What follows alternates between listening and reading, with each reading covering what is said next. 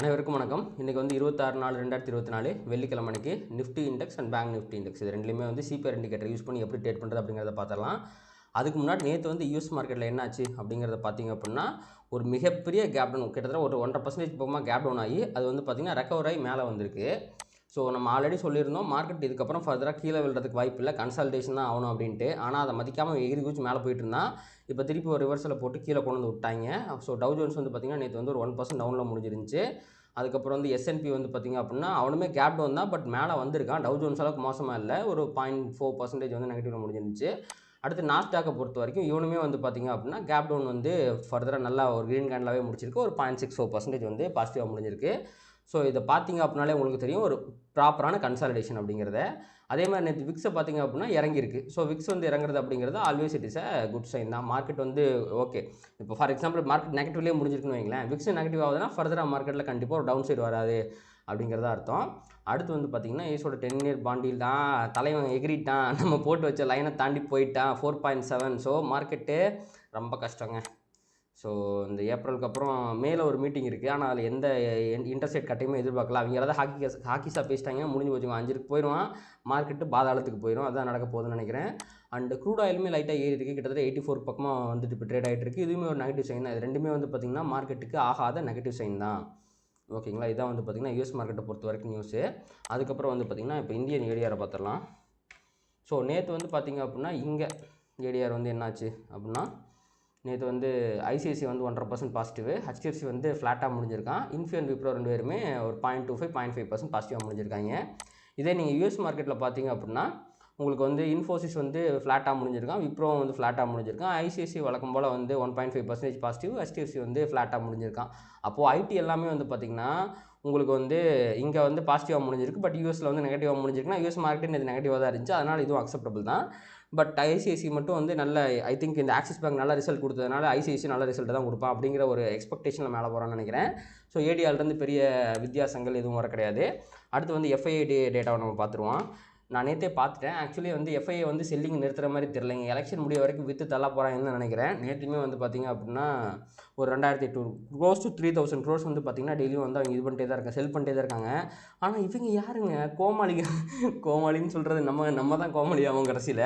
So இவங்களாம் தெரிஞ்சு தான் பண்ணுவாங்க. 6000 கோடி இறக்கியிருக்காங்க மார்க்கெட்டில் நேற்று மட்டுமே நம்மளுடைய டிஐ. இங்கே பாருங்கள், 12000 கோடிக்கு வந்து செல் பண்ணிவிட்டு 19000 கோடிக்கு பை பண்ணியிருக்காங்க. வெறித்தனம். இந்த மாதிரி ஃபிகர்ஸ் நான் ரீசெண்ட் டைமில் பார்த்ததே இல்லை டிஐ கிட்ட இருந்து.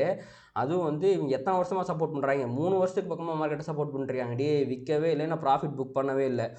ஸோ என்ன நடக்க போகுது அப்படிங்கிறது தெரில. இன்னொரு முக்கியமான விஷயம் என்னன்னா, இந்த 3 வருஷத்துக்கு பக்கமாக இவங்களும் வந்து பார்த்திங்க அப்படின்னா செல் பண்ணிக்கிட்டே தான் இருக்காங்க.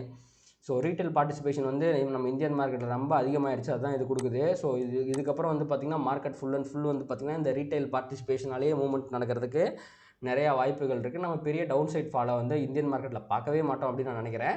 ஸோ பொறுத்திருந்து பார்க்கலாம். அடுத்து வந்து பார்த்திங்க அப்படின்னா இப்போ கரண்ட்டாக வந்து வேர்ல்டு மார்க்கெட் ஃபியூச்சர்ஸ் வந்து எப்படி இருக்குது அப்படிங்கிறத பார்த்துடலாம். ஸோ அந்த வகையில் பார்க்கும் பொழுது உங்களுக்கு டவ் ஜோன்ஸு ஃப்ளாட்டாக இருக்கான், S&P என்னவாக இருக்கான் பாசிட்டிவாக 0.78% பாசிட்டிவ், நாஸ்டாக்கு 1.13% பாசிட்டிவ். அப்போ ஏதோ ஒரு கம்பெனியோட ரிசல்ட் அப்படிங்கிறது வந்திருக்கு, அதனால தான் தலைவன் பயங்கர பாசிட்டிவாக இருக்கான். அதே மாதிரி கீழே பார்த்திங்க அப்படின்னா DAX negative, France negative, FTSE negative, Nikkei negative. So US market ரிசல்ட்னால ஏதோ கம்பெனியோட ரிசல்ட் வந்திருக்கு, அவன் 10% மேலே போயிருப்பான்னு நினைக்கிறேன். எனக்கு அதை பற்றி நான் டேட்டா தெரில, பட் அதனால் மட்டுமே தான் அவன் பாசிட்டிவாக இருக்கான். மற்றபடி பார்த்திங்கன்னா வேர்ல்டு மார்க்கெட் மற்ற எல்லாமே நெகட்டிவாக தான் இருக்குது. ஓகேங்களா, ஸோ இதுதான் வந்து பார்த்திங்கன்னா மார்னிங் நிலவரம். அண்டு நம்மளுடைய நேற்று வந்து பார்த்திங்க அப்படின்னா மே ஃபியூச்சர் இருக்குது பார்த்திங்களா, அது வந்து 22,253 க்ளோஸ் ஆகிருந்திருக்கு. ஏன்னா கிஃப்ட் நிஃப்டி பார்க்கும்போது நம்ம நேற்று இந்த ஃபியூச்சர் ப்ரைஸோட தான் கம்பேர் பண்ணணும். நீங்கள் வந்து இந்த 570 கம்பேர் பண்ணிங்க அப்படின்னா போன மாதத்தோட எக்ஸ்பைரி முடிஞ்சு போயிடுவான். அதனால் இப்போ ஃபியூச்சர் பாருங்கள், அதே 253 653 தான், இங்கேயுமே 653 தான். அப்போ வந்து ஃப்ளாட் ஓப்பனிங் தான் காட்டுறேன் கிஃப்ட் நிஃப்டி இப்போ வரைக்குமே. ஸோ இன்றைக்கி வந்து கேப் அப்பும் கிடையாது, கேப் டவுனும் கிடையாது, ஃப்ளாட் ஓப்பனிங் தான். ஓகேங்களா, அப்போது நிஃப்டி வந்து நேற்று என்னாச்சு அப்படிங்கிறத நம்ம பார்ப்போம். நேற்று என்ன இருக்குது, ப்ரைஸ் வந்து நிஃப்டியில் வெறித்தனம் பண்ணியிருக்கான். செமையாக வந்து R1 R2 R3 R4 வரைக்கும் போயிட்டு R3 கிட்ட க்ளோஸ் வச்சுருக்கான். செமையான, அதுவும் எங்கே ஓப்பன் ஆகிட்டு கீழே S2 கிட்ட ஓப்பன் ஆகிட்டு மேலே R3 வரைக்கும் க்ளோஸ் வச்சுருக்கான். அப்படின்னா மார்க்கெட் பயங்கர புல்லிஷாக இருக்குது அப்படிங்கிறது அர்த்தம். அடுத்து வந்து பேங்க் நிஃப்டி எங்கே க்ளோஸ் வச்சிருக்கான், இவனுமே R3 கிட்ட தான் க்ளோஸ் வச்சிருக்கான். ஸோ நிஃப்டி பேங்க் இவனாச்சும் பரவாயில்ல, S2 கிட்ட ஓப்பன் ஆனா, இவன்லாம் S4 கிட்ட ஓப்பன் ஆனா 400 பாயிண்ட் டவுனில் ஓப்பன் ஆனா. கோட்டாக் பேங்கை பிடிச்சி செஞ்சு விட்டாங்க, 10% டவுன் அவன். அதனால் செமையான டவுனில் ஓப்பன் ஆகிட்டு வெறித்தனமாக ஒரு ஹையில் வந்து க்ளோஸ் வச்சிருக்கிறான். இவன் ஆல் டைம் ஹை நெருங்கிட்டு இருக்கிறானாட்டு இருக்குது பேங்க் நிஃப்டி. நேற்றே ஆல் டைம் ஹையை தொட்டுட்டான். ஓ இல்லை அது மேபி அது இந்த மாதத்தில் தொட்டதாக இருக்கும். நான் டெய்லி இதுக்கு போயிட்டேன். இல்லை உங்களுக்கு வந்து ஆல் டைம் ஹை அப்படிங்கிறது இங்கே இருக்குது, 49,100 சில்லறையில் தான் இருக்குது. ஸோ ஆல் டைம் ஹைக்கெலாம் போகல. ஆனால் ஒரு நல்ல இங்கே பாருங்கள், இது ஒரு நல்ல ரிவர்சல் கேண்டில். இந்த கீழே சப்போர்ட்லேருந்து இந்த கோட்டிலிருந்து நல்ல ரிவர்சல் கேண்டில். அதுக்கப்புறம் 2-3 நாள் கன்சாலிடேஷன் தான். கன்சாலிடேஷனுக்கு அப்புறம் திருப்பி மார்க்கெட் மேலே போயிருக்கு. ஸோ அவுட் அண்ட் அவுட் நம்ம மார்க்கெட் வந்து பார்த்திங்கன்னா புல்லிஷாக தான் இருக்குது. இன்றைக்கி ஃப்ளாட் ஓப்பனிங் அப்படிங்கிறது ரொம்பவே நல்ல விஷயம். ஏன்னா உங்களுக்கு ஒரே நிமிஷம் நான் டுமாரோ சிபிஆர் போடுறேன். கண்டிப்பாக நல்ல ஒரு ஆப்பர்ச்சுனிட்டி கிடைக்கிறதுக்கு நிறைய வாய்ப்புகள் இருக்குது. ஒரே நிமிடம். ஸோ நம்ம வந்து டுமாரோ சிபிஆர் வந்து ஆன் பண்ணிக்கலாம். ஸோ இன்றைக்கி ஃப்ளாட்டாக ஓப்பன் ஆகிறான் அப்படின்னா உங்களுக்கு மை காட், இன்றைக்கி வந்து பார்த்திங்கன்னா ஒரு மிகப்பெரிய சைடுவேஸ் இந்த சென்ஸ் வைடு சிபிஆர் வந்து ஃபார்ம் ஆயிடுச்சு. நிஃப்டியுமே வந்து பார்த்திங்க அப்படின்னா உங்களுக்கு வந்து அதே சேம் கைண்ட் ஆஃப் சிபிஆர் தான் ஃபார்ம் ஆகிருக்கும். ஃப்ளாட்டாக தான் ஓப்பன் ஆக போகிறான். ஸோ இங்கே ஒரு ஃபால் வருது, சிபிஆர் கிட்ட வருது. திருப்பி ப்ரைஸ் மேலே போன உடனே நம்ம புட் ஆப்ஷன் வந்து செல் பண்ணிடலாம். அவன் வந்து ப்ரீவியஸ் டே ஹை R1 வரைக்கும் போகிறதுக்கு நிறைய வாய்ப்புகள் இருக்குது. ஸோ நிஃப்டிலே தான் high probable trading opportunity. Suppose இங்கே உங்களுக்கு ஆப்பர்ச்சுனிட்டி கிடைக்கல, மேலே இது ஃபஸ்ட் எடுத்தோடனே மேலே போயிட்டான் அப்படின்னா இன்றைக்கி வந்து இங்கே பாருங்கள், ப்ரீவியஸ் டே ஹைக்கும் R1 கடையில் இருக்க டிஸ்டன்ஸ் ரொம்ப அதிகமாக இருக்குது. ஸோ ட்ரெண்டிங் ஆகிறது ரொம்ப கஷ்டம். R1லேருந்து ரிவர்ஸ் ஆகும்போது நீங்கள் வந்து ஒரு ட்ரேடிங்கை வந்து ட்ரை பண்ணி பார்க்கலாம். அது ஸ்டாப் லாஸ் அடிச்சிச்சு அப்படின்னா இன்றைக்கி ட்ரேடிங் முடிச்சிடலாம். என்ன ஒரு லோ ப்ராபபிள் ட்ரேடு தான். ஏன்னா மார்க்கெட் வந்து அசெண்டிங் சிபிஆர் ஃபார்ம் ஆயிருக்கு, வைடு சிபிஆர் ஃபார்ம் ஆயிருக்கு, பை ஆன் டிப்பு. ஸோ நான் சஜஸ்ட் பண்ணுற ஒரே ஒரு ஆப்பர்ச்சுனிட்டி, ட்ரேடிங் ஆப்பர்ச்சுனிட்டி நிஃப்டியை பொறுத்த வரைக்கும் சிபிஆர் கிட்ட வந்து ரிவர்சல் எடுக்கும்போது அதை எடுங்க. உங்களுக்கு வந்து பார்த்திங்கன்னா ஒரு இந்த இடத்துல உங்களுக்கு ஆப்பர்ச்சுனிட்டி கிடைக்குது அப்படின்னா இங்கே பாருங்கள், ஒரு 80 பாயிண்ட் கிடைக்கும். ப்ரீவியஸ் டே ஹை போகும்போது எக்ஸிட் ஆயிடலாம். 0.5 to 1% ப்ராஃபிட்டை ஈஸியாக நம்ம பிடிச்சிடலாம். ஸோ இதுதான் வந்து பார்த்திங்கன்னா நிஃப்டிக்கு. பேங்க் நிஃப்டிக்கு சேம் அதே தான். இவனுமே அசெண்டிங் சிபிஆர் தான், வைடு சிபிஆர் தான். ஸோ கன்சாலிடேஷன் தான் பாசிபிள். ஸோ அவனுமே வந்து ஃப்ளாட்டாக தான் ஓப்பன் ஆகிறான். எடுத்தோடனே ஒரு சின்ன ரெட் கேண்டில் வந்துச்சு அப்படின்னா it is a golden opportunity. ஒரு ரிவர்சல் கேண்டில் வந்தோடனே வந்து புட் ஆப்ஷன் செல் பண்ணிடலாம். ப்ரீவியஸ் டே ஹை கிட்ட போனோடனே எக்ஸிட் ஆயிடலாம். ஸோ இதான் வந்து பார்த்திங்கன்னா என்னுடைய ட்ரேடிங் பிளானாக இருக்க போகுது. இன்கேஸ் R1க்கு கிட்ட போச்சு அப்படின்னா அது ஒரு லோ ப்ராபபிள் ட்ரேடு தான். என்னோட ஒரு சின்ன கேபிட்டல் வச்சு ஒரு லாட் மாதிரி நான் ட்ரை பண்ணுறதுக்கு வாய்ப்புகள் இருக்குது. ஸோ இதான் வந்து பார்த்திங்கன்னா இன்றைக்கி நான் பண்ண போகிற நிஃப்டி அண்ட் பேங்க் நிஃப்டியில் பண்ண போகிற ட்ரேட்ஸு. ஸோ நம்ம பொசிஷனெலாம் அதுக்கப்புறம் வந்து பார்த்திங்கன்னா நம்ம வந்து அனலைஸ் பண்ணிடலாம். இங்கே பார்த்திங்க அப்படின்னா நம்ம முன்னாடியே பேசின அதே கான்செப்ட் தாங்க. கன்சாலிடேஷனுக்கு அப்புறம் பிரேக் அவுட் ஆகிருக்கு. ஸோ இது வந்து ஒரு ஃபேக் பிரேக் அவுட்டாக இருக்கிறதுக்கு வாய்ப்புகள் கிடையாது. இந்த ஃபிபோனசி ரீட்ரேஸ்மெண்ட் படியுமே பார்த்திங்க அப்படின்னா இதுக்கு கணக்கு போட்டிங்கன்னா கரெக்டாக ரெசிஸ்டன்ஸ் கிட்ட இருக்கிறாங்க. இந்த 0.78. ஸோ இன்றைக்கி வந்து அவன் இந்த 544ங்கிற மேலே போயிட்டான் அப்படின்னா அடுத்து வந்து 1 தான் டார்கெட்டு. உங்களுக்கு ஆல் டைம் தான் டார்கெட்டு. ஸோ மார்க்கெட் பயங்கர புல்லிஷாக இருக்குது.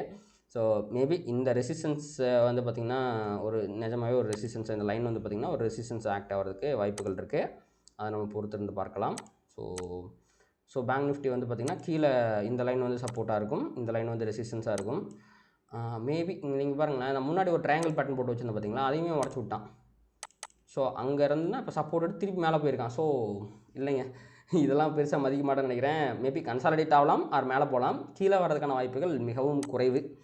அடுத்து நம்ம நிஃப்டிலையும் அதே கணக்கு தான் பார்ப்போம். ஸோ இவன்ட்டு ட்ரையாங்கிள் பேட்டர்னே முதல்ல கிடையாது. இங்கே பாருங்கள், இந்த கேப்பையும் ஃபில் பண்ணிட்டான். மேபி அதனால் ஒரு ஸ்லோ டவுன் ஆகி இன்றைக்கி கன்சாலிடேட் ஆகிறதுக்கு வாய்ப்பு இருக்குது. சிபிஆரும் கன்சாலிடேட் தான் ஆக போகிறான்னு சொல்ல போகிறான். பட் அந்த கன்சாலிடேஷன் வித் பாசிட்டிவ் பையஸ், நெகட்டிவிட்டிங்கிறது கண்டிப்பாக வாய்ப்பே கிடையாது. ஏன்னா வைடு சிபிஆர் தான்றது அவ்வளோ பெரிய விஷயமும் கிடையாது, அவ்வளோ பெரிய நெகட்டிவிட்டி நம்மளுக்கு கிடையாது. ஸோ கண்டிப்பாக வைடு சிபிஆர் சப்போர்ட் எடுத்து மேலே வரும் அப்படிங்கிறது என்னோட எண்ணமாக இருக்குது. ஸோ ரெசிஸ்டன்ஸ் அப்படிங்கிறது ஆல் டைம் ஹையான இந்த ஒரு 22,800 ரேஞ்சில் இருக்குங்க. ஸோ கீழே சப்போர்ட் அப்படிங்கிறது இந்த கேண்டிலோட லோவே பயங்கர சப்போர்ட்டாக இருக்கும். ஏன்னா கிட்டத்தட்ட ஓப்பன் ஆனதுலேருந்து சின்ன ஒரு ஃபால், ஓப்பன் இஸ் ஈக்குவல் லோன்னு நம்மளால சொல்ல முடியாது, ஆனால் நல்லா மேலே போயிருக்காங்க. ஸோ இதான் வந்து பார்த்திங்க அப்படின்னா உங்களுக்கு வந்து நிஃப்டி அண்ட் பேங்க் நிஃப்டி பொறுத்த வரைக்கும் பொசிஷன் அனாலிசிஸ். அண்ட் இதோட நம்ம வீடியோ முடிச்சுக்கலாம். ட்ரேட் பண்ணும்போது கொஞ்சம் பார்த்து பண்ணுங்கள். பெரிய கேபிட்டல் இதெல்லாம் தேவையில்லாமல் லாஸ் பண்ணிடாதீங்க. ஒரு நாளைக்கு 1% மட்டும் ரிஸ்க் எடுங்க. அதான் என்னுடைய சைட்லேருந்து நான் சொல்கிற விஷயம். அண்ட் இந்த வீடியோ உங்களுக்கு கண்டிப்பாக யூஸ்ஃபுல்லாக இருக்கும் அப்படின்னு நினைக்கிறேன். இந்த வீடியோ உங்களுக்கு பிடிச்சிருந்துச்சு அப்படின்னா லைக் பண்ணுங்கள், கமெண்ட் பண்ணுங்கள், ட்ரேட் பண்ணுற மற்ற நண்பர்களுக்கு ஷேர் பண்ணுங்கள். அது யூடியூப் அல்காரிதமை ட்ரிகர் பண்ணி இன்னும் நிறைய பார்வையாளர்கள் நம்ம சேனலுக்கு கொண்டு வந்து சேர்க்கும். நன்றி.